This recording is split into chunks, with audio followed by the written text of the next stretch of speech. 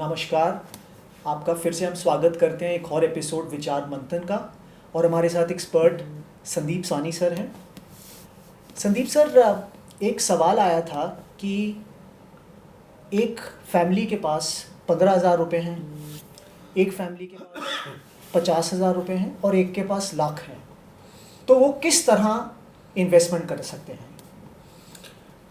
अभिषेक जी, देखिए, इन्वेस्टमेंट के जो बेसिक फिलॉसफी है वो सेम रहती है, चाहे आपके पास जितना मर्जी अमाउंट हो। एक हम इसे बकेट स्ट्रैटेजी बोलते हैं। जनरली फाइनेंशियल वर्ल्ड में हम क्या कहते हैं कि 30-30-40 that should be the percentage which you should use for different areas. Like 30% is your basic needs, रोटी कपड़ा मकान। 30% is wants is entertainment, going out, all those kind of things, and 40% is for investing and saving for your future. So that basic premise remains the same. चाहे आपका income 15,000 हो, चाहे आपका income 50,000 हो, चाहे आपका इनकम 1 लाख हो। जिसका 1 लाख इनकम है उसकी ज़रूरत भी ज़्यादा है, जिसका 15,000 इनकम है शायद उसकी ज़रूरत थोड़ी सी अभी कम होगी, right? This does not mean that he can not aim for higher. He can always aim for higher. So this has to be the basic premise जिसके बेसिस पे हम एक बजटिंग करते हैं, जिसके बेसिस में हम एक रिकमेंड करते हैं कि आपको ऐसे आपका अपना जो घर का बजट है उसको मैनेज करना चाहिए। आपके पास कितना है उससे कोई ज़्यादा फर्क नहीं पड़ेगा। बेसिकली आपको इसी तरह से मैनेज करना पड़ेगा। इसी तरह से हम कहते हैं कि जो आपका EMI है, जैसे फॉर एग्जाम्पल आपका EMI है वो एक 30% आपकी इनकम से ज़्यादा नहीं होना चाहिए। अगर आपका इनकम 30%, आपका EMI 30% इनकम से ज़्यादा होगा तो आपको कहीं ना कहीं पे वो परेशानी देगा। आपको उसी हिसाब से अपना EMI रखना है। और मैं इसमें एक और चीज़ क्लैरिफाई करना चाहूँगा, ये नहीं कि आपका इनकम बढ़ेगा तो EMI भी बढ़ा दो, इनकम बढ़ेगा तो इन्वेस्टमेंट बढ़ा दो। सर, एक सवाल और आया था कि लोगों की EMI है, B it a home loan की EMI, along with that there are other liabilities that they have, तो उस केस में कितनी इन्वेस्टमेंट करनी चाहिए और हाउ शुड अ पर्सन और a family plan for his investment? देखिए, कुछ चीज़ें ऐसी हैं कि irrespective of your EMI you have to do and you must do. Like for example, पहली चीज़ जो आपको करनी है, EMI हो ना हो, is to build an emergency fund. कि कल को अगर आपको कोई प्रॉब्लम आ जाए, आपकी जॉब छूट जाए, आपको कोई एक्सीडेंट की वजह से आपको घर पे बैठना पड़ जाए, तो एटलीस्ट आपके पास 6 से 8 महीने का खर्चा चलाने के लिए उतना पैसा एक लिक्विड फंड में पड़ा होना चाहिए। तो that is the first thing. Second thing is आपकी इंश्योरेंस कॉम्प्रोमाइज़ नहीं हो सकती, चाहे आपकी EMI है नहीं है कितनी है। आपका हेल्थ इंश्योरेंस और आपका टर्म इंश्योरेंस वो तो ज़रूर होना चाहिए। हम तो कहते हैं कि चाहे खाना खाएं ना खाएं पर इंश्योरेंस ज़रूर अपनी करवाएं, otherwise it can lead to all kinds of problems.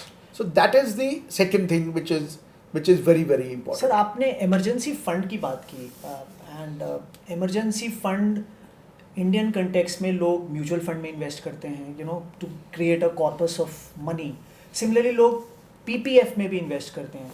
Sir, तो आप क्या रिकमेंड करेंगे? एक फैमिली है which is moderately you know ready to take risk, उस केस में म्यूचुअल फंड में करना चाहिए, PPF? इमरजेंसी फंड जो है वो आपको इन्वेस्टमेंट करना है एक ऐसे एसेट में जिसमें आपको लिक्विडिटी मिले।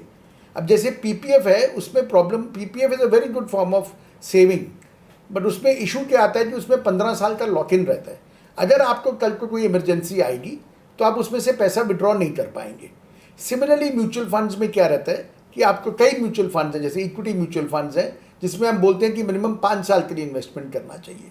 ये जो इमरजेंसी फंड है, this should be in an overnight fund or in a liquid fund or in a bank account, saving account or an FD, which you can redeem immediately and you can get the money immediately. That is the purpose of the emergency fund. Emergency fund is not for the purpose of investment and getting returns. It is to cope up with an emergency in case it arises. Sir, very interesting thought. इसका मतलब है जो लोग mutual fund में invest करते हैं, ज़रूरी नहीं है कि उनको रिडीम जब इमरजेंसी आए वो रिडेम्पशन इमीडिएटली कर सकें। सो ये दिक्कत आ सकती है। नहीं, रिडेम्पशन तो देखिए म्यूचुअल फंड में क्या है कि म्यूचुअल फंड में रिडेम्पशन तो आपको इमीडिएटली मिलता है। जैसे different kinds of mutual funds हैं, there are certain mutual funds जिनमें एक लॉक इन रहता है। जैसे टैक्स सेविंग म्यूचुअल फंड है तो उसमें 3 साल का लॉक इन रहता है. चिल्ड्रन फंड होते हैं स्पेसिफिकली, या रिटायरमेंट फंड्स होते हैं, उनमें लॉक इन रहता है 5 साल का, या till the time you know reach retirement age, और till the time the child becomes a major. But जो जनरली इक्विटी म्यूचुअल फंड्स होते हैं उनमें लॉक इन नहीं रहता. लॉक इन रहता है तो बहुत कम पीरियड का रहता है, 15 दिन का, कोई 1 महीने का, ऐसे रहता है. उसमें एग्जिट लोड जरूर होता है कई म्यूचुअल फंड्स में, जिनमें अगर आप 1 साल से पहले विड्रॉ करते हैं तो आपको 1% का एग्जिट लोड लग जाता है. म्यूचुअल फंड की सबसे जो अच्छी चीज़ है वो है लिक्विडिटी, कि आपको कभी भी पैसा चाहिए आपको पैसा मिलता है. But what we say is that you should not invest in a equity mutual fund for to build an emergency fund. Because equity mutual fund में क्या होता है कि उसमें वॉलेटिलिटी रहती है, वो ऊपर नीचे जाता है. लॉन्ग टर्म में तो ग्रोथ करता है. वेरी इंटरेस्टिंग थॉट सर, ये जो आप वॉलेटिलिटी की बात कर रहे हैं, वॉलेटिलिटी, लोग वॉलेटिलिटी को काउंटर करते हैं through systematic investment plan. SIP की मार्केट ऊपर है कभी नीचे है तो लोग सिप से इन्वेस्ट करते हैं. So do you think SIP is the right way to invest in mutual funds, और there is other mechanisms to invest in mutual funds? See, a lot of people ask us कि what is the right time to invest, what is the right time to exit. हम तो एक चीज़ मानते हैं कि the right time to invest is when you have the money, right? And the right time to exit is when you need the money. That is the first thing. Second thing, SIP is one of the better ways to invest in mutual funds. Why it is a better way? Because see, आपको एक discipline चाहिए. आपको अगर long term में growth लेना है, wealth creation करना है, तो आपको एक डिसिप्लिन वे से अप्रोच करना पड़ेगा. तो डिसिप्लिन वे से अप्रोच कैसे होगा? जब आप एक सिप करेंगे तो उसमें एक तो डिसिप्लिन रहेगा, दूसरा उसमें क्या रहता है कि उसमें एक एवरेजिंग हो जाती है. कभी मार्केट ऊपर है कभी मार्केट नीचे है, बट एक सिप के थ्रू इन्वेस्टमेंट करने से आपको एक average price over the long period मिल जाता है. See the biggest problem in any investment, we say that the biggest enemy of the investor is the investor himself. The timing is an issue. Because investor will always try to time the market. Yes. कि मैं अभी market नीचे आ जाए, अभी market ऊपर आ जाए. हमें नहीं मालूम, किसी को नहीं मालूम कि शॉर्ट टर्म में मार्केट में क्या होने वाला है. There are too many variables. There are too many permutations and combinations which affect the market price in the short run. But in the long run, 3 साल में, 5 साल में, we can say कि yes, this market will give us returns which are better than other asset classes. So that is why a SIP is the best form of investment. Why? Because it gives you discipline, it gives you rupee cost averaging, you don't need to be bothered, and आपको एक obligation हो जाता है कि हाँ मुझे इतने amount का SIP करना है. SIP is a healthy EMI. So that is what it is. अब एक और सवाल जो दर्शकों ने पूछा है कि recession is something that is visible maybe in the US, in Europe, and Indian market is very heated right now. तो आपके हिसाब से sir, is it the right time to enter, or do you think an investor should wait for a correction to happen and then enter the market? See, like I said, it is very difficult to predict how will the market behave in the short run. So nobody can predict it. We always say that there are only 2 people who can do it. One is God, जिसको सब मालूम है, और दूसरा झूठा, who's a liar. If he says I can predict it, मतलब वो आपको झूठ बोल रहा है. So it is very difficult to predict it. That is why we say we do it through a SIP. See, the second thing regarding is the market at a high? So is it the right time to invest? See, high is a relative term. आप एक बात, today the market is cheaper than the market was, let's say 2 years ago when it touched the previous high. See, the point is, we don't look at price, we look at value.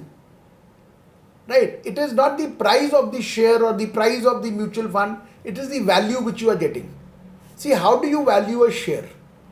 Share is valued in terms of number of times of earnings or number of times of asset. See, today the valuation, what we commonly call as the PE multiple, is cheaper than what it was 2 years ago when it touched the last high. So though market is at its peak, but valuation is cheaper. So that is why we say that this is the right time to invest. Second, आपका सवाल कि आने वाले time में recession आने वाला है और वो सब चीज़ होने वाली है, तो हम तो कहेंगे भाई आज सिप शुरू कर दो. आपको जब भी कोई चीज़ खरीदनी है तो आपको क्या चाहिए कि वो चीज़ आपको सस्ती मिलनी चाहिए. तो अगर वो चीज़ सस्ती मिल रही है तो 3 दो, डबल 3 दो, ट्रिपल 3 दो। जब बेचना जाओगे तो उस टाइम चाहिए आपको कि भाव बढ़े। अभी तो आप खरीदार हो तो आपको सस्ता मिल रहा है माल, तो ले लो। जब बेचने जाना है तब देखेंगे कि माल महंगा होना चाहिए। Wonderful insight, Sandeep sir. Thank you, viewers, once again for joining us, and keep writing and posting on the YouTube videos, and we'll try and cover as much as we can. And thank you very much once again. And signing off, Dr. Abhishek Mishra from Hind Janpad. Thank you.